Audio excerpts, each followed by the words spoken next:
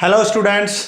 तो आप सब कैसे हैं? बिल्कुल सही होंगे और मैं भी बिल्कुल ठीक हूं। और आज हम जो टॉपिक डिस्कस करेंगे बड़ा इंपॉर्टेंट टॉपिक होगा, उसके ऊपर न्यूमेरिकल भी करेंगे।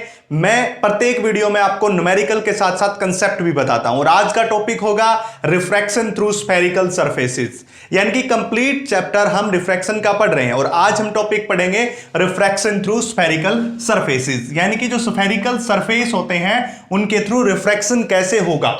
ठीक है, एग्जैक्टली यहां पे क्या होगा कि आप बोलोगे कि सर एक जो लेंस है वो भी तो स्फेरिकल सरफेस था। नहीं बच्चों, यहां पे एक लेंस तो है ही स्फेरिकल सरफेस, पर हम एक अलग टाइप के स्फेरिकल सरफेस लेंगे और जिनके द्वारा हमें क्या देखना, रिफ्रैक्शन देखना। इससे पहले अपने छोटे से क्यूट से अच्छे से चैनल MS पथेरिया को सब्सक्राइब कर लीजिए। क्यों? क्योंकि आपको लेटेस्ट वीडियो सबसे पहले मिले। और आपको प्रॉब्लम हो तो सबसे ज्यादा कमेंट कीजिए और लाइक और शेयर तो जरूर कीजिएगा। तो देखिए, तो इससे पहले बच्चों अपने क्यूट से छोटे से आपका चैनल MS पथेरिया, इसको सब्सक्राइब कर लीजिए। ठीक है, तो टॉपिक आपका नाम है रिफ्रैक्शन थ्रू स्फेरिकल सरफेसेस। बड़ा इंपॉर्टेंट टॉपिक है बच्चों, 1 नंबर का टॉपिक है। आप बस फोकस रखना, मैं आपको अच्छे से समझा पाऊंगा। ठीक है, देखिए रिफ्रैक्शन थ्रू स्फेरिकल सरफेसेस में हमें पढ़ना है। तो मैं आपको बता रहा हूं कि देखो स्फेरिकल सरफेस, सबसे पहले हमें यही जानना कि क्या चीज होती है।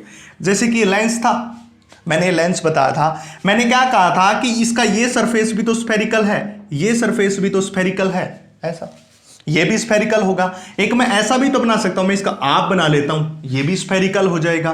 मैं इसको ऐसे बना देता हूं, ये भी स्फेरिकल हो जाएगा। ये सब स्फेरिकल ही तो हैं। ये भी सरफेस स्फेरिकल है, ये भी सरफेस स्फेरिकल है, ये दोनों भी स्फेरिकल सरफेसेस है।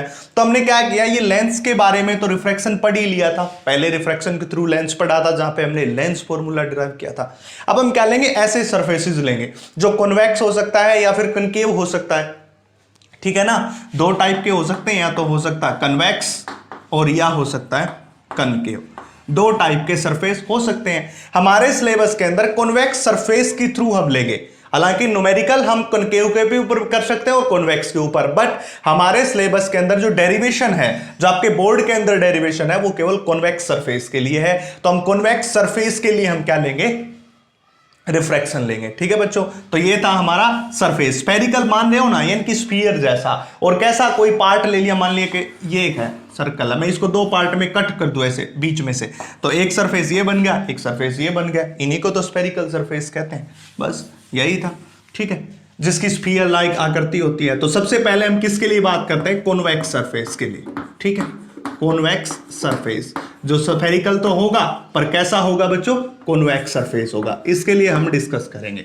तो सबसे पहले मैं आपको बता दूं बच्चों कि रे ऑप्टिक्स में रे डायग्राम सबसे इंपॉर्टेंट होता है। सबसे पहले ही आपको रे डायग्राम बनाना पड़ेगा और कोई काम ही नहीं। एक बार आपने रे डायग्राम बना लिया ना, मैं गारंटी लेता हूं 100% आपका डेरिवेशन हो चाहे आपका न्यूमेरिकल हो, बन जाएगा। तो आप रे डायग्राम के ऊपर फोकस कीजिए। तो देखिए, सबसे पहले मैं क्या मानता हूं, एक स्फेरिकल सरफेस मान लिया। ये स्फेरिकल सरफेस, अब कहोगे सर किसका, ग्लास का हो सकता है, ग्लास का मान लीजिए। ग्लास भी तो एक रिफ्रैक्टिंग मीडियम है, ट्रांसपेरेंट। ये मान लिया, देखिए ये स्फेरिकल सरफेस मान लिया। ऐसा ऐसा हमारे पास क्या होगा, स्फेरिकल सरफेस। ये कॉन्वेक्स है, कॉन्वेक्स सरफेस के लिए बात कर रहे हैं। वही इसके बाद का काम कौन होता है, वही प्रिंसिपल एक्सिस बनाना। ये प्रिंसिपल एक्सिस बना दिया मैंने। एक स्फेरिकल सरफेस माना, ये अंदर से ग्लास का बना हुआ है, इस तरफ से ग्लास है और बाहर हवा है, इसके एयर है, यानी कि तो ये बाहर क्या है, एयर। और एयर किसका काम करती है बच्चों, हमेशा रेयर का। और इस मीडियम को मैंने क्या कह दिया, फर्स्ट। दूसरा ये मीडियम कौन है, डेंसर मीडियम है, और इस मीडियम को मैं क्या कहूंगा, सेकेंड। अब मैं इसको ग्लास भी तो ले सकता हूं, ये ग्लास भी हो सकता है, कुछ भी हो सकता है। आप ग्लास ले लीजिए या कोई और ऐसा मटेरियल जैसे क्राउन होता है, स्प्लिंट होता है, उसको ले लीजिए, उसके भी बने हो सकते हैं, जो कि ट्रांसपेरेंट मीडियम होता है। ये डेंसर सेकंड मीडियम का, रेयर फर्स्ट मीडियम का। अब हमें डायग्राम के ऊपर फोकस करना है। ठीक है, मैंने क्या रख दिया, यहां पे ऑब्जेक्ट रख दिया। इससे पहले वाली छठी पार्ट में बताया था कि हम ऑब्जेक्ट जब आगे मानेंगे तो बिल्कुल पॉइंट ऑब्जेक्ट मानेंगे। क्यों मानेंगे बच्चों, क्योंकि ये जो लेंस होता है ना गाइस, जो भी लेंस लेते हैं, कुछ भी लेते हैं, ये बिल्कुल थिन होता है, थिक नहीं होता, ये थिन होता है। बस हम अपनी मर्जी से इसको बढ़ा करके दिखा देते हैं ताकि आपको समझ आ जाए, डायग्राम अच्छे से आ जाए। मैं थिन बना दूंगा, समझ नहीं आएगा, इसलिए पॉइंट ऑब्जेक्ट लेते हैं। और इसको मैंने क्या लिख दिया, ओ ऑब्जेक्ट को। इससे एक रे ऑफ लाइट चलेगी, ये चली इससे रे ऑफ लाइट। ठीक है, इससे रे ऑफ लाइट चली। अब क्या होगा कि इसका एक नॉर्मल, इस सरफेस का एक नॉर्मल बनाना है, ये होगा नॉर्मल। अब आपको सबको पता है बच्चों कि आपको ये बात सबको पता है कि रिफ्रैक्शन अराउंड नॉर्मल होता है। कैसे नॉर्मल होता है मैं बता दूं। जैसे कि ये सरफेस था, नीचे मैंने क्या लिया H2O, ऊपर लिया एयर। हम इसका नॉर्मल बनाते थे ना हमेशा, इससे रे ऑफ लाइट स्ट्राइक करवा के। अगर ये रेयर से डेंसर जाता तो टुवर्ड्स द नॉर्मल, नहीं तो अवे फ्रॉम द नॉर्मल। ये बातें बताते थे। ऐसे ही इसके अंदर होगा, ठीक है। सेम कंसेप्ट इसके अंदर लगना, क्योंकि देखिए जब भी आप रिफ्रैक्शन की बात करो तो एक ही कंसेप्ट लगता है, नॉर्मल के अराउंड वो रिफ्लेक्ट करेगी। रेयर से डेंसर जाए तो टुवर्ड्स द नॉर्मल, और डेंसर टू रेयर जाए अवे फ्रॉम द नॉर्मल। तो ये कौन होगा? n, जिसको हम क्या कहेंगे? नॉर्मल। अब इस नॉर्मल के साथ जो इंसिडेंट रे एंगल बनाए उसको हम क्या कहेंगे? Angle of incidence. क्या बताया? नॉर्मल के साथ ये इंसिडेंट रे, ये इंसिडेंट रे, इस नॉर्मल के साथ जो एंगल बनाए उसको एंगल ऑफ इंसिडेंस। डायग्राम को बड़े ध्यान से देखना, एंगल ऑफ इंसिडेंस। अब ये रे ऑफ लाइट सीधी तो जाएगी नहीं, सीधी तो जाएगी नहीं, अफकोर्स सी बात है, सीधी नहीं जाएगी। तो किस तरफ जाएगी? Towards the normal. क्यों? क्योंकि रेयर से डेंसर में जा रहे हैं, और जब रेयर से डेंसर जाते हैं तो टुवर्ड्स द नॉर्मल बेंड करती है। तो ये रे सीधी न जाकर के इस नॉर्मल की तरफ बेंड कर जाएगी। ये देखिए, ये बेंड कर गई। ये था ना नॉर्मल, तो नॉर्मल की तरफ बेंड कर गई। और नॉर्मल और इसके बीच का जो एंगल होगा उस एंगल को हम क्या कहेंगे? एंगल ऑफ रिफ्रैक्शन कहेंगे बच्चों। क्या कहेंगे? Angle of refraction. फिर से बता रहा हूं, सुन लीजिए। ऑब्जेक्ट से एक रे ऑफ लाइट इंसिडेंट हुई इस पॉइंट के ऊपर। जैसे इस पॉइंट के ऊपर इंसिडेंट हुई तो ये नॉर्मल था, तो हम क्या पता करेंगे कि जो इंसिडेंट रे नॉर्मल के साथ जो एंगल बनाए, एंगल ऑफ इंसिडेंस। ये एंगल, ये नहीं होगा, ये गलत है, नॉर्मल और इंसिडेंट रे। अब हमने क्या बताया कि जब रेयर से डेंसर जाते हैं तो टुवर्ड्स द नॉर्मल बेंड करती है रे ऑफ लाइट, आपको पता होगा। तो रे ऑफ लाइट सीधी न जाकर के नॉर्मल की तरफ बेंड कर जाएगी। इस पॉइंट को मैं क्या कहूंगा? आई, क्योंकि यहां पे क्या बनी है? इमेज बनी है। इस पॉइंट को क्या कहूंगा? सी, सेंटर ऑफ कर्वेचर। जहां पे ये नॉर्मल इस लाइन को टच करेगा, प्रिंसिपल एक्सिस को, उसी को हम क्या कहेंगे? सेंटर ऑफ कर्वेचर कहेंगे बच्चों, ठीक है। अब मैंने यहां पे एक परपेंडिकुलर ड्रॉ कर दिया। इस पॉइंट को मैंने क्या मान लिया? पी। ये पॉइंट है जो पी, पोल, इस पॉइंट को पी कहेंगे। जैसे कि मैंने एक लेंस माना था और इस लेंस के बीच में यहां पे क्या माना था? Optical centre. और सारी डिस्टेंस कहां से मेजर करते थे? ऑप्टिकल सेंटर से। आपको पता, चाहे यू हो, चाहे वी हो, चाहे एफ हो, हर एक डिस्टेंस को कहां से मेजर करते थे? ऑप्टिकल सेंटर से। ऐसे ही मैंने क्या माना? इस पॉइंट को पी माना, और इस पी पॉइंट से ही हम हर डिस्टेंस को क्या करेंगे? मेजर करेंगे, ठीक है बच्चों। ये हमने क्या ले लिया? एल, और इस पॉइंट को मैं क्या मान लू? एम। ये पॉइंट है एम, ये यहां पे जो ड्रॉ किया परपेंडिकुलर एल, और इस पॉइंट को क्या कह दिया? पी कह दिया, ठीक है। इतना समझ आया? अब मैं आपको बता रहा हूं, देखिए ये जो एंगल होगा, जो ऑब्जेक्ट एंगल बनाता है, इसको कहते हैं अल्फा। याद रखना, आगे जब आप कभी भी इस पे न्यूमेरिकल करोगे या फिर आप दूसरे वाले केस करोगे तो आपको ये बातें पहले से ही याद होनी चाहिए। कौन सी बातें? ऑब्जेक्ट के साथ जो एंगल होता है वो होता है अल्फा। इमेज के साथ जो एंगल होता है उसको हम क्या कहते हैं? बीटा। और इस नॉर्मल के साथ जो होता है उसको कहते हैं गामा। मैंने 3 एंगल बताए, अल्फा, बीटा, गामा। ऑब्जेक्ट के साथ जो एंगल अल्फा, इमेज के साथ जो एंगल बीटा, और जो इसके साथ नॉर्मल के साथ जो एंगल वो गामा हो जाएगा, ठीक है। तो ये बातें, ये डायग्राम था हमारा रिफ्रैक्शन थ्रू स्फेरिकल सरफेस। और हम कहां से कहां जा रहे हैं? रेयर मीडियम से डेंसर मीडियम में जा रहे हैं। ये कंसेप्ट हमारा है। कन्वेक्स सरफेस है और रेयर से डेंसर की तरफ जा रहे हैं। और उसके अंदर मैंने क्या बताया कि जो ऑब्जेक्ट के साथ एंगल बनेगा अल्फा, और जो इमेज के साथ बनेगा वो बीटा, और नॉर्मल के साथ बनेगा वो गामा। आपको पता है इंसिडेंट रे नॉर्मल के साथ बनाएगी, एंगल ऑफ इंसिडेंट, और रिफ्रैक्टेड रे नॉर्मल के साथ बनाएगी, उसको एंगल ऑफ रिफ्रैक्शन कहते हैं। तो ये बात होगी इतनी। इतना समझ आया? इसके बाद जो हमारा नेक्स्ट काम है वो क्या है? स्नेल्स लॉ अप्लाई करना। Snell's law. अब देखिए स्नेल्स लॉ ने क्या बताया था। स्नेल्स लॉ अप्लाई करने का तरीका मैं पहले भी बता चुका हूं और अब फिर बता रहा हूं। हम क्या करेंगे? देखिए, जिस मीडियम में जा रहे हैं, मतलब 2 में जा रहे हैं, किससे जा रहे हैं? फर्स्ट से। यानी कि हमने दूसरे मीडियम में गए, और कौन से में से गए? फर्स्ट से। तो mu of 2 with respect to 1, ठीक है। इसके बाद अगला स्टेप क्या होता था हमारा? μ2 बाय में μ1 लिख के छोड़ना, लिख दिया। इसके बाद नेक्स्ट स्टेप हमने क्या देखना था? साइन बाय साइन लिख के छोड़ना। ये सब बातें पहले स्टेप में mu of 2 with respect to 1, दूसरे स्टेप में μ2 बाय में μ1, ये ऊपर ये नीचे, ऐसा क्यों? तीसरे स्टेप में साइन बाय साइन लिख के छोड़ना, और चौथे स्टेप में एंगल का क्रॉस मल्टीप्लाई। यानी के अंदर जो 2 के अंदर एंगल वो नीचे, 1 के अंदर एंगल ऊपर। अब 2 के अंदर एंगल कौन है? देखिए ये है पहला मीडियम, ये है 2 मीडियम, दूसरे मीडियम में एंगल कौन है? R। तो 2 के अंदर एंगल नीचे तो उसको आर। अब कई बच्चे सोचते हैं सर यहाँ पे अल्फा भी तो है, बीटा भी तो गामा। देखिए गाइस, ये जो है ये हमने बाद में असाइन किए हैं, हमें इनसे कोई मतलब नहीं है, हमें सिर्फ 2 चीजों से मतलब होता है स्नेल्स लॉ में, एंगल ऑफ इंसिडेंस और एंगल ऑफ रिफ्रैक्शन। कहां, इन दोनों को देखना होता है। अब जो फर्स्ट के अंदर एंगल ऊपर, तो फर्स्ट के अंदर तो आई बचा होगा, इसको मैं ऊपर कर देता हूं, ठीक है। अब इसके बाद आपको पता, देखिए म्यू टू तो ग्लास है, और ग्लास का हमें नहीं पता वो स्प्लिंट का हो सकता, क्राउन का हो सकता, कितना रिफ्रैक्टिव इंडेक्स है, इसलिए मैं इसको एक जनरल मान लेता हूं म्यू के बराबर, कि हमने मान लिया कि उसका रिफ्रैक्टिव इंडेक्स म्यू के बराबर ही है। और अब एक काम कीजिए, आप इसको और स्पेसिफाई, आपको एक अच्छी सी बात बता देता हूं, देखिए आप इसको कुछ करिए ही मत, आपको नहीं पता बाहर कौन सा मीडियम अंदर, हमने जस्ट मान रखा, ठीक है। तो μ2/μ1 sin i sin r। अब आपको एक बात का पता है, साइन आई अगर स्मॉल एंगल हो तो आई के बराबर हो सकता है, यानी कि ऐसे नहीं करते थे हम छोटी क्लासेस में, tan theta is equal to में theta if angle is small. अगर एंगल स्मॉल होगा तो tan थीटा थीटा के बराबर होता है, sin थीटा थीटा के बराबर होता है, cos थीटा थीटा के बराबर। ये बात आपको छोटी क्लासेस में बता दी गई होंगी। इसी प्रकार sin i किसके बराबर हो जाएगा, i, और sin r किसके बराबर हो जाएगा, r के बराबर हो जाएगा। ये दोनों बातें इस इक्वेशन में पुट कर देते हैं, तो देखिए क्या मिलेगा हमें मिलेगा μ2/μ1 इज इक्वल टू में किसके बराबर, साइन आई को मैं क्या पुट कर सकता हूं, आई पुट करूंगा, ये बता दिया। साइन आर को कितना पुट करूंगा, आर। अब क्रॉस मल्टीप्लाई कर देते हैं, इसको इसके साथ, इसके साथ, तो μ2 इंटू आर इज μ1 इंटू आई, ये, और this is the equation number first. ये क्या हो जाएगी, इक्वेशन नंबर फर्स्ट।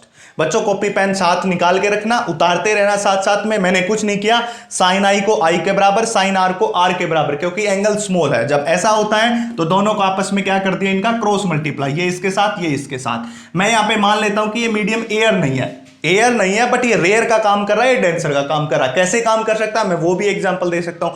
मान लिया जाए मैंने यहां पे ले लिया ऑयल और वहां पे ले लिया ग्रीस। अब आपको पता है कि ऑयल से, या हनी ले लिया, वहां पे हनी मान लो, ऑयल से हनी ज्यादा डेंसर होता है, तो हमें ऑयल का भी नहीं पता, हनी का भी नहीं पता, इसलिए हम इसको μ1 मान लेते हैं, उसको μ2 मान के छोड़ दिया, ये सब छोड़ दिया हमने, ठीक है। तो ये होगा हमारा पहला। अब अगर हमारे पास कहीं से इस R और I इन दोनों की वैल्यू आ जाए तो हम क्या कर सकते हैं, पूरे जो है हमारे पास जो रिफ्रैक्शन है उसको क्या कर सकते हैं, सोल्व कर सकते हैं। तो देखिए कैसे सोल्व करेंगे, इसको भी हम आगे पता करते हैं। तो चलते रहिए और देखते रहिए, हम अच्छे से इसको क्या करते रहेंगे, सोल्व करते रहेंगे। तो इक्वेशन नंबर फर्स्ट होगी। इसके बाद आपको पता है कि अगर कोई ट्रायंगल है, मैं मान लेता हूं कि अगर ये कोई ट्रायंगल है, ठीक है, ये एंगल है एक, ये एंगल है एक, एंगल है, मैं क्या कहता हूं कि जो मान लिया जाए ये 3 एंगल है। अब आपको एक बात का पता होगा कि जो एक्सटर्नल एंगल होता है वो इंटरनल एंगल का सम होता है। आपको ऐसा कुछ पता होगा कि मान लिया जाए मैं एक पैरेललोग्राम बनाऊं, ऐसा ये ले लूं और एक एंगल R, एक ये I और एक ये S, 3 एंगल हो गए। अगर मैं इस R एंगल को देखूं तो इन दोनों इंटरनल एंगल का क्या होता है, सम होता है। यानी कि ये एक्सटर्नल एंगल इन दोनों के लिए, इस पूरी ट्रायंगल के लिए एक्सटर्नल एंगल है, तो external angle is equal to sum of 2 internal angle. ऐसा होता है मैथमेटिक्स के अंदर, आपको पता होगा। तो यही कंसेप्ट हम यहां पे लगाएंगे किसकी, R और I की वैल्यू फाइंड आउट करने के लिए। मैं क्या देखता हूं, सबसे पहले मैं ट्रायंगल देखता हूं MOC। तो देखिए ट्रायंगल MOC, इस ट्रायंगल के अंदर अगर मैं ट्रायंगल MOC की बात करूं, MOC इस ट्रायंगल में देखिए MOC इस ट्रायंगल में इंटीरियर एंगल कौन है, अल्फा और गामा, और एक्सटीरियर कौन है, I। MOC इसका एक्सटीरियर एंगल कौन, I, तो एक्सटीरियर एंगल कौन, I, और ये किसके बराबर हो जाएगा बच्चों, अल्फा और गामा के, अल्फा प्लस गामा इनके बराबर हो जाएगा। Exterior angle I is equal to में अल्फा प्लस गामा, इसके बराबर हो जाएगा। हमें I की वैल्यू चाहिए थी तो हमारे पास I की वैल्यू आ गई, तो इस इक्वेशन को मैं कितना मान लूं, इक्वेशन नंबर 2 मान लूं। ये बात आपको छोटी क्लासेस में पता है, और मैं जो बायो के स्टूडेंट है वो डरना मत, कोई नहीं, आपको नहीं पता तो मैं अब बता देता हूं। हमेशा याद रखो किसी ट्रायंगल में एक्सटीरियर जो एंगल होता है वो इंटीरियर एंगल का सम होता है। तो ये ट्रायंगल थी MOC, इसमें एक्सटीरियर एंगल कौन है, I, और इसमें interior angle alpha plus gamma, तो I इज इक्वल टू में अल्फा प्लस गामा, ये लिख दिया। और हमें चाहिए भी I था तो I की वैल्यू आ गई। अब क्या सोचते हैं कि कुछ बच्चे जैसे कि मैथमेटिक्स के हैं उनको पहले से पता होता, क्लास में टीचर पढ़ा रहे हैं उनको पहले से पता है बात, पर बायो का या कोई एक ऐसा बच्चा जिसको नहीं पता, वो थोड़ा स्ट्रेस में आ जाता है कि मुझे तो पता नहीं। तो बच्चों क्या हो गया आपको नहीं पता, उनको पहले से पता था, मान ले उनको पहले से पता था तो पहले उनको काम आया, हम तो इसी डेरिवेशन में आया, काम तो यहीं पे आना है और यहां पे आके तो आपको भी पता चल गया, तो आप उनके बिल्कुल इक्वल हो गए हो आप इस पॉइंट के ऊपर आके। जो एक चीज उनको पहले से पता थी उसका कोई काम नहीं था अभी फिजिक्स में, उसका काम यहां आया और यहां आके आपको भी पता चल गया, इसलिए आप उनके इक्वल हो गए। तो इसलिए टेंशन मत लीजिए, केवल चिल रहिए और आप पूरे डेरिवेशन को देखते रहिए, साथ के साथ उतारते रहिएगा, ये आपका काम है, ठीक है। तो ट्रायंगल एमओसी आई की वैल्यू होगी, अब हमें निकालनी आर की वैल्यू। आर की वैल्यू निकालने के लिए हम क्या देखेंगे, triangle M I C, that M I C देख लीजिएगा। मैं तब तक यहां पे लिख देता हूं ट्रायंगल एम आई सी, ये ट्रायंगल, इस ट्रायंगल में हम देखेंगे ट्रायंगल एम आई सी। कौन कौन सी है, एम यहां पे गए आई और ये सी। इसमें इंटीरियर एंगल कौन है, आर और बीटा, एक्सटीरियर कौन है, गामा।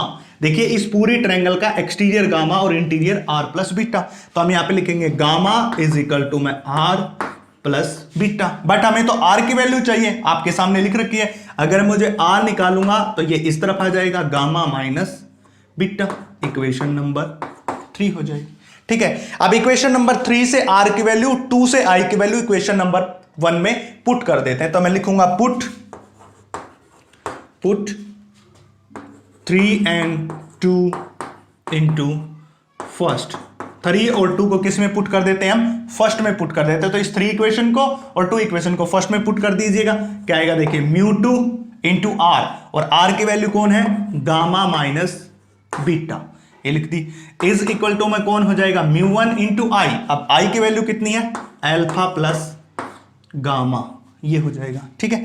अब मैं क्या करता हूं, इसको अंदर लेके जाता हूं, इसे अंदर मल्टीप्लाई कर देता हूं, तो क्या होगा, μ2 into gamma minus μ2 into beta, इसको अंदर मल्टीप्लाई कर दिया, इज इक्वल टू में μ1 into alpha plus μ1 into gamma, equation बन गई।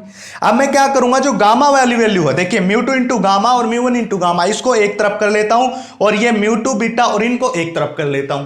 क्या बताया मैंने, जो गामा की वैल्यू, ये भी गामा है ये भी गामा, दोनों को एक तरफ और बाकी को दूसरी तरफ, तो कर लीजिएगा। देखिए क्या होगा, इनके लिए होगा μ2 इंटू गामा, अब ये वैल्यू इस तरफ उठ के आएगी तो माइनस साइन के साथ μ1 इंटू गामा, देखिए ये इस तरफ आई तो माइनस की, अब इज इक्वल टू में μ1 इंटू अल्फा। अब ये थी देखिए इस तरफ माइनस की μ2 इंटू बीटा, उस तरफ जाके किसकी हो जाएगी, प्लस की μ2 इंटू बीटा, ये प्लस की हो जाएगी। मैंने कुछ नहीं किया, इसको इस तरफ उठा के लेके आ, माइनस का ये उस तरफ जाएगी तो प्लस का, इसलिए गामा वैल्यू एक तरफ और दूसरी वैल्यू एक तरफ। अब आपको पता होगा कि यहां पे भी गामा यहां पे भी गामा, दोनों जगह से गामा को हम क्या ले लें, कॉमन ले लें। तो देखिएगा क्या हो जाएगा, आप देखते रहिएगा।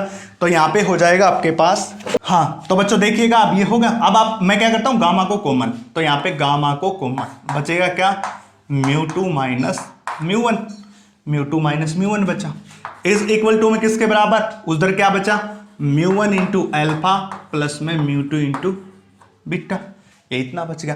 अब आपको बता, देखिए मैंने क्या कहा था कि, देखिए मैंने यहां पे आपको बताया था कि साइन आई को ऑलमोस्ट किसके बराबर लिख दिया, आई के बराबर लिखा था। मैं इसका उल्टा भी तो कर सकता हूं, आई को साइन आई भी तो लिख सकता हूं। जब मैं साइन आई को इक्वल रख सकता हूं आई के, तो आई को इसके इक्वल भी तो रख सकता हूं। तो मैं यही काम करूंगा, मैं यहां पे क्या करूंगा, देखिए गामा को मैं रख दूंगा tan गामा, क्योंकि देखिए अब जो साइन आई आई था, देखिए sine I is equal to I, अब इस आई को जो तुम कोस आई रख लो, चाहे टेन आई लिख लो, चाहे कोट आई लिख लो, कुछ लिख लो, क्योंकि एंगल यहां पे स्मॉल है और स्मॉल एंगल के बाद सब पैरामीटर इक्वल हो जाते हैं। इसलिए मैं क्या करता हूं, यहां पे गामा को tan गामा रखता हूं, ठीक है, गामा को क्या रखता हूं मैं, tan gamma, gamma is equal to मैं tan गामा, ठीक है, और इसके साथ में इसको अल्फा को मैं लिखता हूं tan अल्फा, और बीटा को मैं लिखता हूं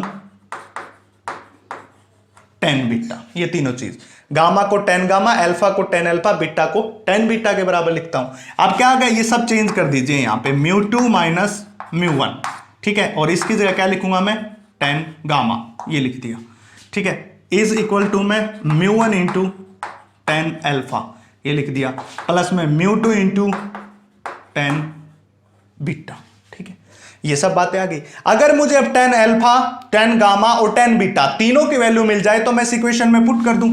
इस इक्वेशन को मैं कितना नाम दे दिया, 4।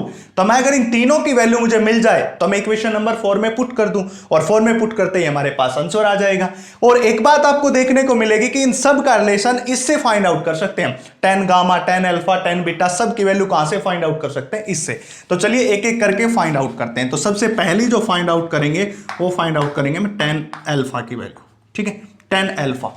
तो देखिए tan अल्फा, ये रहा अल्फा एंगल, ये पूरी ट्रायंगल रही, ये ट्रायंगल देखिए, ये OML, ये ट्रायंगल रही। कौन कौन सी बताई, OML, ये ट्रायंगल। इस ट्रायंगल में tan अल्फा की वैल्यू बता दीजिए मुझे। आपको पता है क्या होती है, क्या होती है, परपेंडिकुलर अपॉन में बेस। इसका परपेंडिकुलर कौन है, ML, और बेस कौन है, OL। ठीक है, तो परपेंडिकुलर अपॉन में बेस कितना हो जाएगा, ML बाय में OL। आपको पता है tan अल्फा की वैल्यू इजीली निकाल सकते हो। दूसरा निकाल सकते हो tan बीटा। अब देखिए tan बीटा की वैल्यू, tan बीटा कौन सी में, इस ट्रायंगल में MLI। अब आप सर कहोगे कि सर आप ये पार्ट क्यों ले रहे हो। मैंने आपको पहले ही बताया था कि every distance is measured from optical centre, उसी प्रकार every distance is measured from pole, pole से मेजर करते हैं। तो ये L और P पॉइंट तो नजदीक हैं, क्योंकि लेंस कैसा, बिल्कुल थिन, बिल्कुल पतला थिन लेंस है, इसलिए L और P पॉइंट साथ में है। इसलिए हम ये ट्रायंगल नहीं, मुझे ये पॉइंट जरूर लेना है, क्योंकि हमें ऑप्टिकल सेंटर को इंक्लूड करना होता है, और यहां पे जिसका नाम P रख रखा पोल सेंटर, उसको इंक्लूड करना बहुत ही जरूरी है। तो इसी प्रकार tan बीटा कौन हो जाएगा, ML बाय में LI। ठीक है, tan बीटा हो जाएगा ML बाय में LI। ठीक है, ये लगा दिया। इसके बाद हम क्या करेंगे, tan गामा की वैल्यू। अब tan गामा तो ये है, गामा है तो ML बाय LC, कौन, ML बाय LC, ये लिख देंगे ML बाय में LC, ये लिख दिया। अब आपको पता होगा कि ये L और P पॉइंट बिल्कुल क्लोज है। देखिए L बिल्कुल क्लोज है P के, यानी कि L है वो P के क्लोज है, तो हम L को क्या लिख सकते हैं, P के बराबर भी लिख सकते हैं। तो मैं यहां पे L and P are close to each other, दोनों एक दूसरे के क्या है, क्लोज है। तो इन सब की जगह L की जगह मैं क्या कर सकता हूं, P को पुट कर सकता हूं। तो यहां पे पुट करेंगे, जब L की जगह को P पुट करते जाएंगे, देखिए क्या होगा, ये हो जाएगा μ2 माइनस μ1 इंटू में tan गामा। ठीक है, मैं इसको और अच्छे से लिख लेता हूं, μ2 माइनस μ1 इंटू tan गामा, और tan गामा की value ML by LC, ML by LC, और L को मैं क्या रखूंगा, PC। इस ऊपर वाले को चेंज करने की जरूरत नहीं, ML को, क्यों, क्योंकि प्रत्येक पार्ट में ML है। देखिए यहां पे भी ML आएगा, यहां पे भी ML आएगा, यहां पे, क्योंकि हर जगह ML है। ये तो कैंसिल हो जाना है। बात नीचे वाले की OL, LI और LC, यहां पे हमें चेंज करना पड़ेगा इसको। ठीक है, इज इक्वल टू में किसके बराबर हो जाएगा, ये देखिए μ1 इंटू tan अल्फा। अब tan अल्फा की वैल्यू क्या, ML बाय में क्या हो जाएगा, PO, L की जगह P कर दिया, प्लस में तीसरा कौन बचा, μ2 बचा, और इसके साथ कौन बचा, tan बीटा की वैल्यू क्या है, ML बाय में LI है, तो इसको मैं क्या कर दूं, PI कर दूं। अब आपको देखने को मिल रहा होगा कि देखो यहां पे भी ML है, यहां पे भी ML है, यहां पे भी, तीनों जगह से क्या ले लूं, कॉमन। इससे कॉमन लेके इससे क्या हो जाएगा, कैंसिल। इसलिए आप सोच रहे हो कि सर इसकी जगह हमने P नहीं किया, क्योंकि बच्चों ये तो कटने ही वाला, आप कर सकते हो तो भी कोई फर्क नहीं पड़ेगा। अगर आप यहाँ पे P कर दोगे तो बाद में कैंसिल हो ही जाएगा। तो क्या बचेगा यहाँ पे, μ2 माइनस μ1 बाय में कौन बचा, PC, μ2 माइनस μ1 बटे में कौन बचा, PC, इज इक्वल टू में μ1 बाय में PO, क्योंकि ये और ये तो क्या हो गया, कैंसिल, प्लस में μ2 बाय में PI।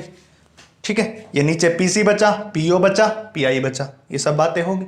अब हमें क्या देखनी, PC, P और PI की वैल्यू फाइंड आउट करनी कि इन तीनों की वैल्यू क्या हो सकती है, किस किस की, PC की, PO की और PI की। आप देख लीजिए क्या होगी। अब बात बताइए मेरे को, PC, ये रहा PC, यहां पे देखो PC क्या होता है बच्चों, R होता है PC क्या होता है, R, क्योंकि मैंने पहले ही बताया था, मैं आपको पहले ही बता चुका हूं, वो क्या बता चुका हूं, देखिए मान लिया जाए सर्कल है और एक सर्कल ये रहा, इसका सेंटर यहां पे लिया था, इसका सेंटर, इसको भी C बोला था, इसको भी C। अब एक बात आओ, ये पूरा सर्कल है, इस सर्कल की इसको हम क्या कहते हैं, रेडियस ही तो कहते हैं। देखिए ये सर्कल है, इसका सेंटर या इसको C बोला, और इसको हम क्या कहते थे, R, रेडियस ऑफ कर्वेचर। तो इसी प्रकार इसकी डिस्टेंस कौन हो जाएगी, R हो जाएगी, जिसको हम क्या बोल लेंगे, रेडियस ऑफ कर्वेचर बोल लेंगे। तो इसको मैंने क्या बोल दिया, R बोल दिया। ठीक है, इसके बाद दूसरा देखिए पीसी की वैल्यू कितनी है, यहां पे पीसी की वैल्यू है आर, ये लिख दिया। दूसरी बात है पीओ। अब देखिए पीओ, पीओ ये डिस्टेंस ऑब्जेक्ट की डिस्टेंस है, तो पीओ किसकी डिस्टेंस, ऑब्जेक्ट की, और किससे लिखते हैं, यू से, ये लिख दिया पीओ को यू से। अब ये क्या है, लेंथ से इस तरफ है तो इसको किस में लिखूंगा, नेगेटिव, और आर डिस्टेंस उस तरफ थी तो इसको कितना लिखा, पॉजिटिव में लिखा। तीसरी हमारे पास बच गई पी आई। अब देखिए पी आई ये पूरी डिस्टेंस यहां से यहां तक, और ये किसकी डिस्टेंस है, इमेज की, और इमेज की डिस्टेंस को किससे लिखते हैं, वी से लिखते हैं। तो हमारे पास पी आई किसकी डिस्टेंस होगी, वी से, और उस तरफ है तो किसकी रहेगी, पॉजिटिव की रहेगी। फिर से बता रहा हूं, पीसी पीओ पी आई। देखिए PC R radius of curvature होता है, पीओ ऑब्जेक्ट की डिस्टेंस इस तरफ है नेगेटिव की लिख दी, पी आई इमेज की डिस्टेंस वी से लिखते हैं और उस तरफ है तो पॉजिटिव। ये सब चेंजेस इसके अंदर बना देता हूं, और इसके अंदर बनाने के बाद देखिए हमारे पास जो रिजल्ट है वो क्या आएगा, वो मैं आपको दिखा देता हूं। देखिए ये जो पूरा पार्ट है ये रख के मैं इसको ऊपर रख रहा हूं यहां पे, ठीक है, यहां पे रख रहा हूं। देखिए क्या होगा, यहां पे होगा म्यू2 माइनस म्यू1 बाय मैं पीसी को मैं कितना रख दूं, आर, ये रख दिया आर। इसके बाद म्यू1 बाय पीओ, यानी कि म्यू1 बाय पीओ, और पीओ को कितना रखेंगे, माइनस यू, तो यहां पे रख दिया माइनस का यू, प्लस में म्यू2, और म्यू2 को मैं क्या रखूं, पी आई बटे में पी आई है तो वी, तो बाय में क्या हो जाएगा, वी हो जाएगा, ठीक है।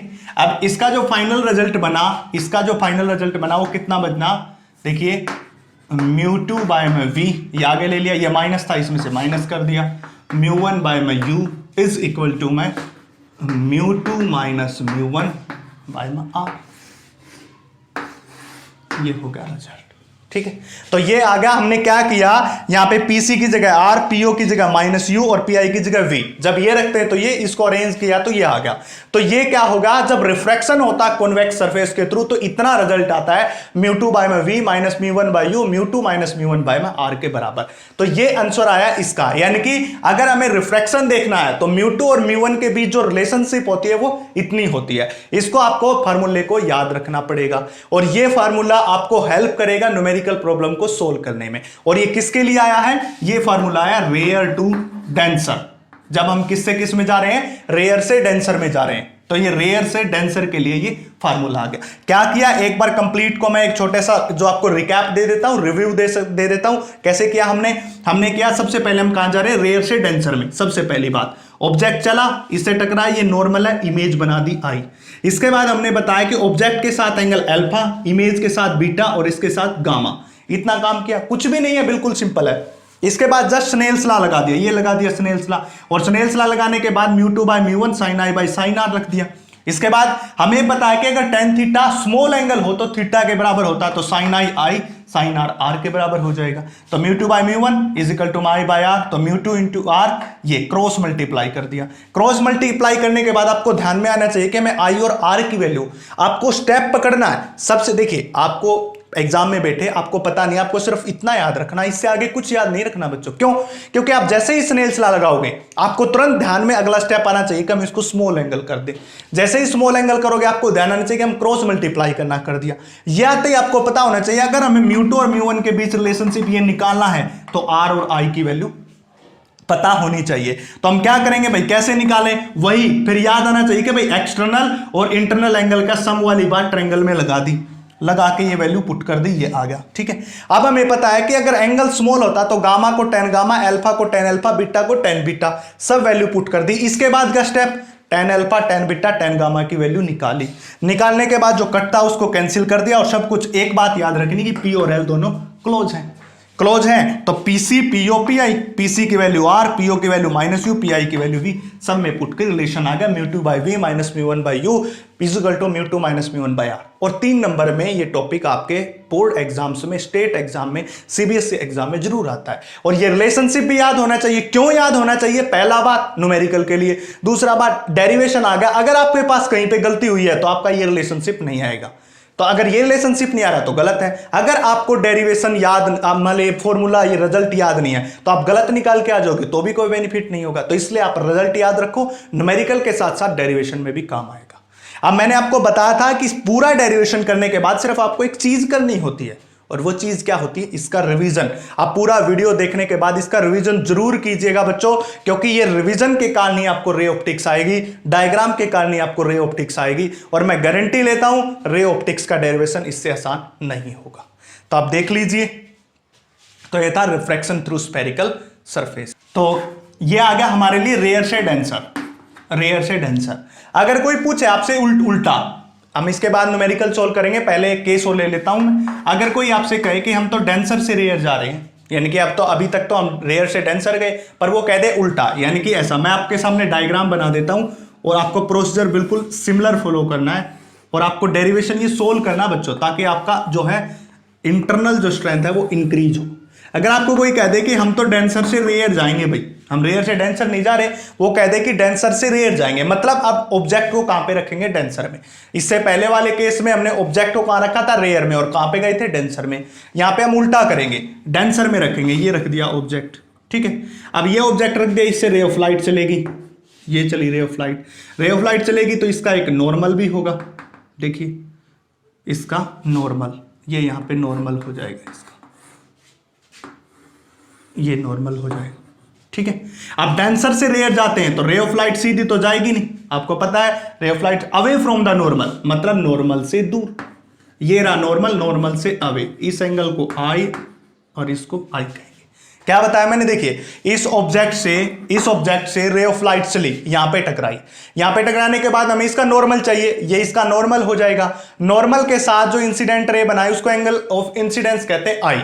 अब इसके बाद पता, जब डेंसर से रेयर जाते हैं तो टुवर्ड्स द नॉर्मल बेंड करती है, अवे फ्रॉम द नॉर्मल, आपको पता अवे फ्रॉम द नॉर्मल, और रेयर से डेंसर में टुवर्ड्स द नॉर्मल। तो ये रे ऑफ लाइट सीधी न जा करके अवे फ्रॉम द नॉर्मल जाएगी, ये गई। अगर मैं इसको बैक में बढ़ाऊं तो इस पॉइंट के ऊपर ये तो हो जाएगा सी, जहां पे नॉर्मल होता है वहां सी रखते हैं, और यहां पे क्या बनाएगा, इमेज बनाएगा, ऐसे ये क्या बनेगी, यहां पे इमेज बनेगी। अब इसके बाद पता है इस एंगल को हम अल्फा लेते थे हमेशा, इमेज के एंगल को बीटा और इसके एंगल को गामा। इसलिए मैंने याद करने के लिए कहा था, बच्चे गलती करते हैं, इसको तो अल्फा लिख देते हैं बट इसको बीटा लिखते हैं उस डायग्राम को सिमिलरिटी बना के। नहीं, आपको याद रखना है कि ये एंगल अल्फा है, इमेज का एंगल बीटा है, और इस सेंटर ऑफ कर्वेचर जो आर है उसका एंगल गामा है। अब इसको मैं यहां पे क्या कर देता हूं, वही परपेंडिकुलर ड्रॉ, एल नाम, इसका पी नाम, इसका एम नाम, और वही काम करना है। ये मीडियम कौन हो जाएगा, फर्स्ट, ये मीडियम कौन हो जाएगा, 2, ऐसा मीडियम हो जाएगा, ठीक है। बिल्कुल सिमिलर काम करना है, ये मीडियम फर्स्ट और ये मीडियम सेकंड, चाहे आप पहले जैसा ही ले सकते हैं, आपकी मर्जी है, वैसा ले लीजिए, मीडियम फर्स्ट और ये मीडियम सेकंड ले लीजिए, ठीक है। चाहे आप ऐसा भी कर सकते हैं कि इस जो हमारे पास वहां पे हमने क्या लिया था कि एक तो लिया था μ1 और दूसरा लिया था μ2, और μ2 को हमने कौन सा माना था, डेंसर, तो इसको हम मान लेंगे μ2, इसको μ1। क्या बताया मैंने, ये बात आपको समझ नहीं होगी, मैं बता देता हूं फिर से। देखिए ये लिया था हमने ऐसा, ये था फर्स्ट, ये सेकंड, ये रेयर का काम कर रहा था, ये डेंसर का काम कर रहा था, इसी से सिमिलरिटी बनानी है। तो डेंसर को 2 लिया था, तो डेंसर को 2 लेंगे उस पिछले वाले से, अभी अभी जो डिस्कशन किया, डेंसर को 2 लिया था तो यहां पे भी क्या लेंगे, 2 मीडियम, और बार वाले को 1, तो रेयर को फर्स्ट ले लिया। अब वही काम करना, सबसे पहले कौन लगाएंगे, स्नेल्स लॉ लगाएंगे, स्नेल्स लॉ लगा के क्या करेंगे, दूसरे स्टेप में एंगल को स्मॉल और क्रॉस मल्टीप्लाई, फिर वही ट्रायंगल में आई और आर की वैल्यू कौन कौन सी, MOC, तीसरा कौन सा ट्रायंगल, MOC, इस ट्रायंगल में अल्फा प्लस गामा आई के बराबर हो जाएगा। फिर आर की वैल्यू निकालनी है, तो आर की वैल्यू के लिए कौन सी ट्रायंगल लोगे, MIC, ये ट्रायंगल जिसमें r is equal to gamma plus beta, फिर गामा गामा वाली एक तरफ और बाकी सब एक तरफ। फिर हमने क्या करना, गामा को 10 गामा, बीटा को 10 बीटा, अल्फा को 10 अल्फा, और सब की वैल्यू 10 अल्फा की, 10 बीटा की, 10 गामा की यहां से निकाल के उसमें पुट कर देंगे और रिजल्ट आ जाएगा। तब हमारे पास जो रिजल्ट आएगा वो कैसे आएगा, वो आएगा हमारे पास μ1 by v minus μ2 by u is equal to में μ1 माइनस μ2 बाय r, ये रिजल्ट आएगा। ये आपको सोल्व करना है, ये आपको सोल्व करना, मैंने डायग्राम बनाना आपको सिखा दिया, इसके बाद आपका काम है वो सोल्व करना, क्योंकि मैं एक डेरिवेशन सोल्व कर चुका हूं, इसमें कुछ नहीं करना। सबसे पहले आप सोल्व कीजिए और कमेंट सेक्शन में मेंशन कीजिएगा आपका रिजल्ट आया या नहीं आया। क्या करना है, सिर्फ alpha beta gamma Snell's law लगा के एंगल को क्रॉस मल्टीप्लाई करके आई और आर की वैल्यू निकाल के 10 अल्फा 10 बीटा 10 गामा तीनों की वैल्यू पुट करनी, रिजल्ट ये आ जाएगा। ये आपको सोल्व करके देखना। कन्वेक्स सरफेस के लिए बता दी, ये किसके लिए आया, डेंसर से रेयर के लिए, और वो किसके लिए आया था, रेयर से डेंसर के लिए। ठीक है, जब हम नेक्स्ट वीडियो में मिलेंगे तो अगर ना हुआ, आपने कमेंट सेक्शन में मेंशन किया है, तुमसे सोल्व नहीं किया, तो मैं करवा दूंगा, हो गया तो अच्छी बात है। अब क्या होता है कि हम ऐसे इतने बड़े बड़े रिजल्ट कैसे याद रखें कि भाई एक बार उसको याद रखो, एक बार उसको सोल्व करने बैठे, दोनों को नहीं, आप सिर्फ एक को याद कर लीजिए, रेयर टू डेंसर को। जब आपको न्यूमेरिकल सोल्व करना और वहां पे आपके पास आ जाए केस डेंसर से रेयर का, तो आप क्या कीजिए, 1 को तो 2 से चेंज कर दीजिए और 2 को 1 से चेंज कर दिए। इस फार्मूले में 1 को 2 से, 2 से 1, ये तो मैंने क्या बताया, ये फार्मूला याद है। अगर पेपर में डेरिवेशन दूसरे वाला आ गया तो वो कैसे करना वो भी बता दिया। अगर पेपर में आ गया न्यूमेरिकल, आपको रेयर टू डेंसर का याद है कि mu 2 by v minus mu 1 by u, mu 2 minus mu 1 by r. पर आप बात किसकी करते हैं, बात ऐसी कर लेते हैं कि सर अगर न्यूमेरिकल आ जाए तो हम क्या डेरिवेशन निकालते फिर दूसरे का, कैसे याद रखें, तो इजी तरीका, 1 को 2 से, 2 को 1 से चेंज करो। देखिए यहां पे 2 था तो मैं इसको 1 कर देता हूं बाई वी, माइनस साइन के साथ। यहां पे म्यू 1 था तो मैं इसको कर देता हूं म्यू 2 बाई यू, कर दिया। ठीक है, यहां पे म्यू 2 था तो इसको कर देता हूं म्यू 1, और माइनस म्यू 1 था तो म्यू 2 बाई आर। ये रिजल्ट आ गया। क्या किया, बस 1 को 2 से, 2 को 1 से चेंज करना है, डायरेक्ट अगर फॉर्मूला निकालना है। तो ये किसके लिए बताया मैंने, डेंसर टू रेयर, और वो किसके लिए बताया मैंने, रेयर टू डेंसर। तो ये स्पेशल केस था जब आपने रेयर टू डेंसर और डेंसर से रेयर के लिए करना था। अब हम करेंगे इसके न्यूमेरिकल पोर्शन। ठीक है बच्चों, अब न्यूमेरिकल में, तो बच्चों अब न्यूमेरिकल देखते हैं इस फार्मूले के ऊपर। सबसे पहला न्यूमेरिकल देखिए, सबसे पहला न्यूमेरिकल क्या कहता है, एक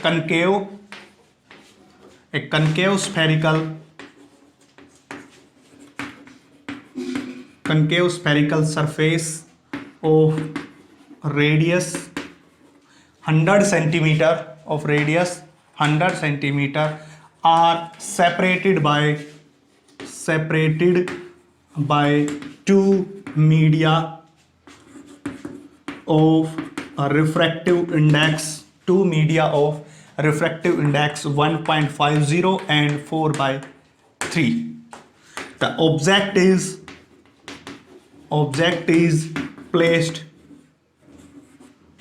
is placed in first medium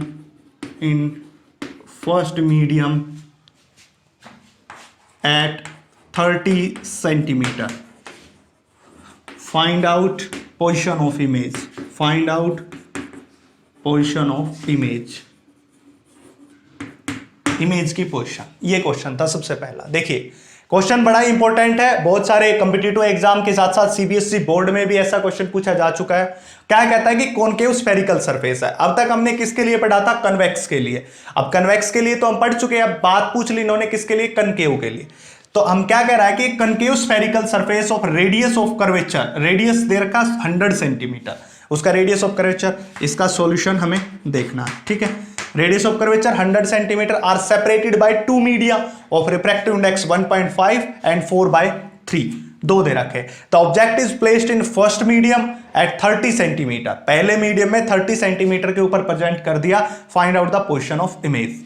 तो हम क्या करते हैं कि देखिए सबसे पहले हम एक डायग्राम बना लेते हैं, ऐसा ये सरफेस हो जाएगा। ठीक है, और ये इस से 30 सेंटीमीटर के ऊपर मान लिया जाए यहां पे एक ऑब्जेक्ट रख दिया ओ, 30 सेंटीमीटर डिस्टेंस है, ये 30 सेंटीमीटर डिस्टेंस है। ठीक है, इसका रिफ्रैक्टिव इंडेक्स कितना है, 1.50, क्योंकि इन्होंने कहा है कि पहला मीडियम और पहले मीडियम का रिफ्रैक्टिव इंडेक्स इतना है, और दूसरे का कितना है 4/3। अगर आप इसको कैंसिल करोगे, इसको निकालोगे तो कितना हो जाएगा 3, 1, और कितना बचेगा 1 बचेगा, और उसका हो जाएगा 0.33। अब आपको देखने को सबसे पहले मिल सकता है कि यहां पे 1.50 है। 1.50 का मतलब इसका रिफ्रैक्टिव इंडेक्स ज्यादा है, उसका रिफ्रैक्टिव इंडेक्स क्या है, कम है। इसका रिफ्रैक्टिव इंडेक्स ज्यादा तो ये किसका काम करेगा बच्चों, डेंसर का काम करेगा।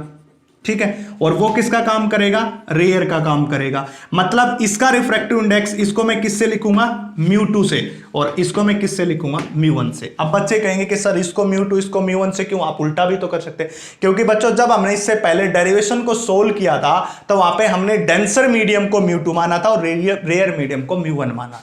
जब आप डेरिवेशन सोल्व कर रहे थे तो वहां पे आपने देखा था डेंसर मीडियम का μ2 है और रेयर का μ1 है। इसलिए अगर आप उल्टा कर दोगे तो फॉर्मूले में भी उल्टा लिखोगे, आंसर भी गलत आएगा। इसलिए आपको ये बात छोटी सी ध्यान रखनी होगी। इसके लिए मैं प्रत्येक क्वेश्चन करवा रहा हूं प्रत्येक टॉपिक पे, तो आपको बता रहा हूं आपको कहां ध्यान रखना है। तो वो बातें आप अगर ध्यान रख के न्यूमेरिकल सोल्व करोगे तो आपके लिए 100% क्या रहेगा, काम रहेगा। पूरी रे ऑप्टिक्स में एक बात तो कॉमन है, वो है साइन कन्वेंशन। उसका तो आपको ध्यान रखना पड़ेगा, इस लेंस से इस तरफ पॉजिटिव नेगेटिव और उस तरफ क्या हो जाएंगी, पॉजिटिव, ये तो है। उसके बाद प्रत्येक टॉपिक में क्या ध्यान रखना, इस टॉपिक में क्या ध्यान रखना है कि जो डेंसर मीडियम होगा उसको μ2 से लेंगे हमेशा और रेयर को μ1 से लेंगे।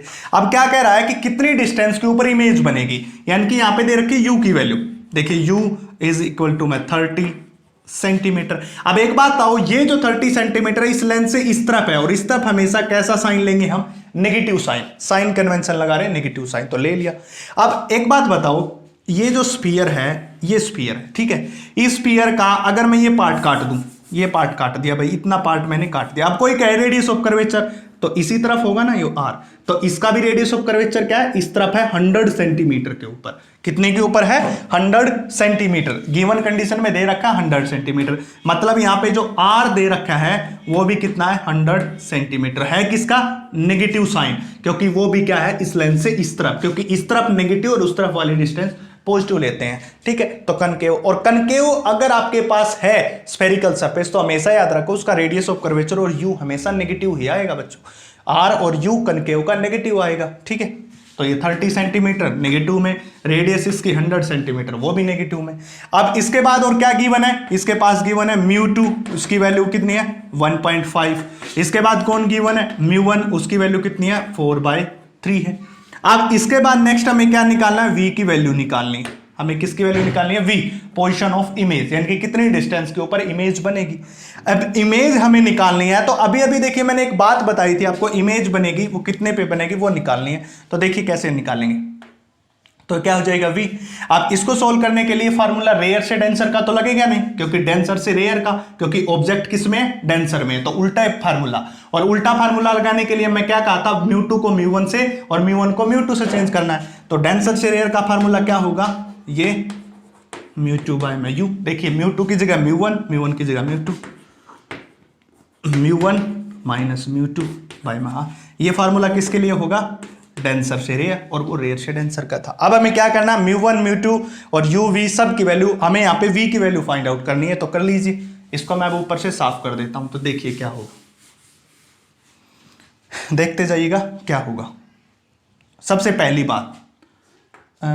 पहली बात हम क्या रखेंगे, μ1 की वैल्यू कितनी है, 4/3, बाय में कौन, v, माइनस में μ2 की वैल्यू कितनी है, 1.5, और बटे में कौन है, u, और u कितना है, 30 सेंटीमीटर, नेगेटिव साइन के साथ, तो लगा दिया।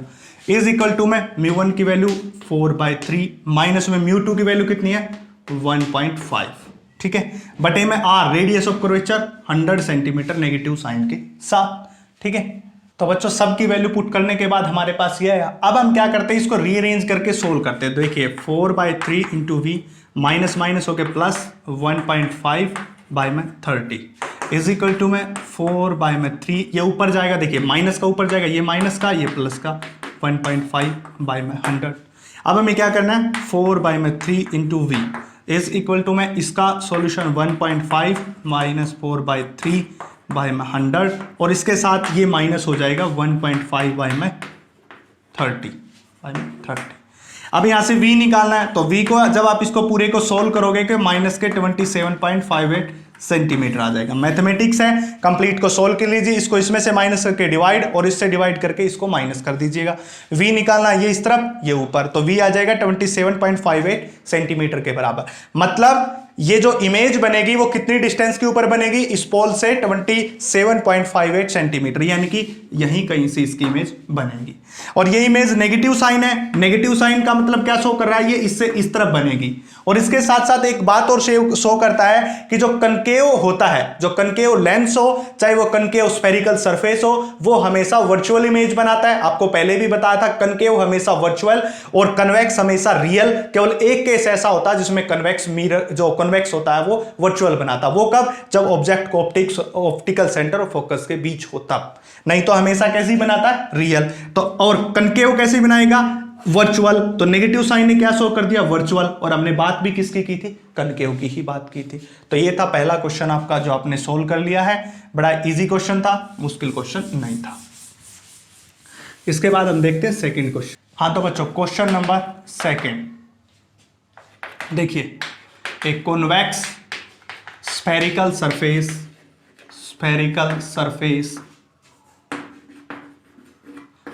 Have a r is equal to में 30 सेंटीमीटर, जिसके लिए आर की वैल्यू कितनी दे रखी है 13 बच्चों 40 centimetre. Spherical surface have A R 40 centimetre and separated by two media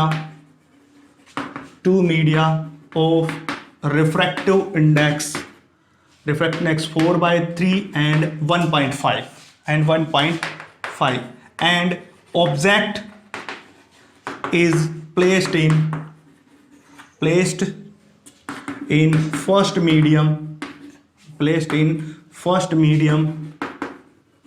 at 20 centimeter. Find out position of image.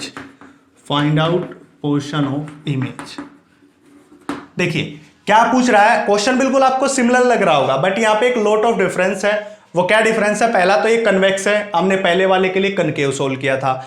दूसरी बात हमने क्या किया था, यहां पे दो मीडियम तो मान्य थे, वहां पे 1.5 और 4/3 माना था, यहां पे माना 4/3 और 1.5, यानी कि वहां से उल्टा यहां पे पहले मीडियम का काम कौन करेगा 4/3 और दूसरे मीडियम का 1.5। मतलब अगर मैं इसका एक डायग्राम स्केच करूं ऐसे वाला, ये किसके लिए, कन्वेक्स के लिए, वो कनकेव के लिए क्या था तो ऐसा बनता था, ऐसा कनकेव के लिए और ऐसा किसके लिए, कन्वेक्स के लिए।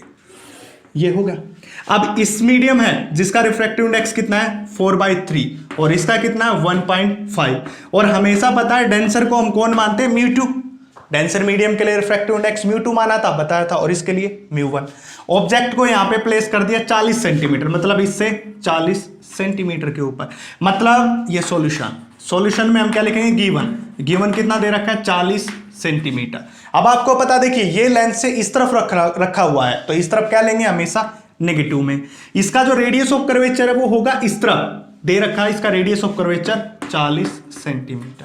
ऑब्जेक्ट की तो कितनी दे रखी है बच्चों, object is placed in first medium eight 20। Object के लिए बच्चों 20 दे रखा है, ये दे रखा, रेडियस ऑफ कर्वेचर दे रखा है 40 सेंटीमीटर, और इससे उस तरफ है तो पॉजिटिव लिख देंगे। ऑब्जेक्ट इससे इस तरफ था तो हमने क्या लिख दिया, हमने लिख दिया माइनस का, ठीक है, ऑब्जेक्ट की 20 सेंटीमीटर। अब हमें v को क्या करना है, फाइंड आउट करना है। μ1 की वैल्यू 4/3, μ2 की वैल्यू 1.5, सब कुछ गिवन कंडीशन है, हमें फाइंड आउट करना है। अब इसके बाद जब फार्मूला बताया था μ2/v μ1/, ये याद होना चाहिए आपको, एक फार्मूला याद होना चाहिए ऐसे। ये किसके लिए था, रेयर से डेंसर के लिए, रेयर से डेंसर। पहले मीडियम में पता है जिसका रिफ्रैक्टिव इंडेक्स μ1 है, इसका μ2 है। अब 4/3 तो 1.5 से कम है, अगर इसको सोल्व करोगे तो आएगा 1.33 और वो आया 1.5, मतलब ये उससे कम है, तो मतलब ये रेयर का काम करा वो डेंसर का, और ऑब्जेक्ट कहां पे, रेयर में, तो रेयर से डेंसर में जा रहे।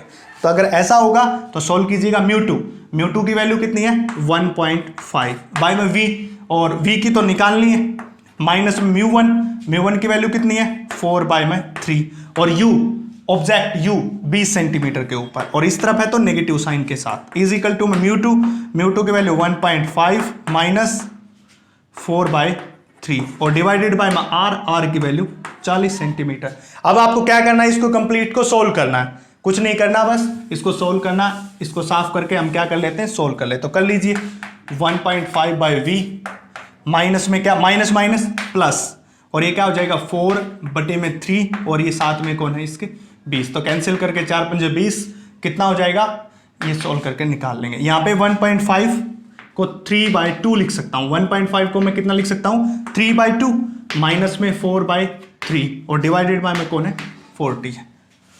ये सोल्व कर लेता हूँ, ठीक है। देखिए 1.5/v प्लस में 1/15 इज इक्वल टू में 3 2 जा 6, 3 3 जा 9 माइनस 8/40, इतना हो जाएगा। इसको 9 8 1/6 और गुना में 40 हो जाएगा। अब इसको सोल्व करोगे तो 1/5v प्लस 1/15 वो हो जाएगा 1/6 2। अब उसको इस तरफ लेके जाओ, 1/24 माइनस का 1/15। अब इसको आप सोल्व कर सकते हो किसके लिए, v के लिए। तो v को सोल्व करोगे, इसको सोल्व करके इसको ऊपर और इसको नीचे सोल्व करोगे तो आपके पास क्या आ जाएगा, आंसर आ जाएगा। और वो होगा इमेज की डिस्टेंस। वो किसकी होगी, इमेज की डिस्टेंस। तो इसको सोल्व करके निकाल लीजिएगा कितनी इमेज आए। हाँ तो बच्चों अगर आप इसको सोल्व करोगे तो v की वैल्यू आ जाएगी 24 और नेगेटिव आपको दिख रहा है। जब आप इसको एक स्मॉल सी वैल्यू दिख रही है, देखिए इसको सोल्व करो, 15 0 0 15 60 6 15 दूनी 30 और 6 36, ऊपर गया 15, इसमें से 240 इज इक्वल टू 1/5/v।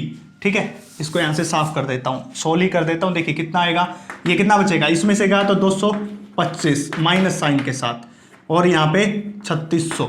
ठीक है, अब v देखिए, v निकालना है, v निकालना है, ये आएगा ऊपर, ये आएगा नीचे। तो 1.5 गुणा में 3600 और इसके डिवाइड बाय में 225 माइनस साइन के साथ, तो v की वैल्यू आ जाएगी। अब इसको सोल्व करोगे तो v की वैल्यू माइनस का 24 के बराबर आ जाएगी। मतलब क्या हुआ कि जो इमेज बनेगी वो इससे 24 सेंटीमीटर के ऊपर बनेगी। कितने डिस्टेंस के ऊपर बनेगी, 24 सेंटीमीटर। नेगेटिव साइन शो कर रहा है कि ये इमेज कैसी बनेगी, वर्चुअल इमेज बनेगी। तो ये हमने बता दिया कन्वेक्स लेंस के लिए, कनकेव लेंस के लिए, दो न्यूमेरिकल अलग अलग सोल्व कर लिए। अगर बच्चों आपको ये वीडियो पसंद आ रही है, अच्छी लग रही है, तो ज्यादा से ज्यादा आप अपने अच्छे से क्यूट से छोटे से चैनल MS पथेरिया को सब्सक्राइब कर लीजिए, ताकि आपको ज्यादा से ज्यादा वीडियो ऐसी मिले और सबसे पहले नोटिफिकेशन मिले। बेल आइकन को दबा लीजिए, लाइक और शेयर दबा के कीजिए, और आपको इसी YouTube चैनल के ऊपर केमिस्ट्री की वीडियोस भी मिल जाएंगी, उसको भी लाइक शेयर और सब्सक्राइब कीजिए।